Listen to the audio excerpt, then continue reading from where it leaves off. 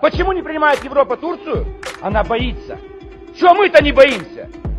Армия турецкая самая сильная в блоке НАТО. Миллионная армия. У немцев 300 тысяч. Немцы это уже не солдаты. Турецкие солдаты — основа сухопутных войск НАТО. 150 миллионов турок через 30 лет. А у нас будет уже 100. Это крупное исламское государство, объединенное религией. Это не советская идеология. Портреты повесить Ленина, Маркса. Это религия вековая. Самая мощная сегодня, сильная, сплоченные все. Они же сомнут Армению. Сомнут ее полностью. Соединятся с Азербайджаном. Ворвутся в Среднюю Азию. Создадут великое турецкое государство Туран.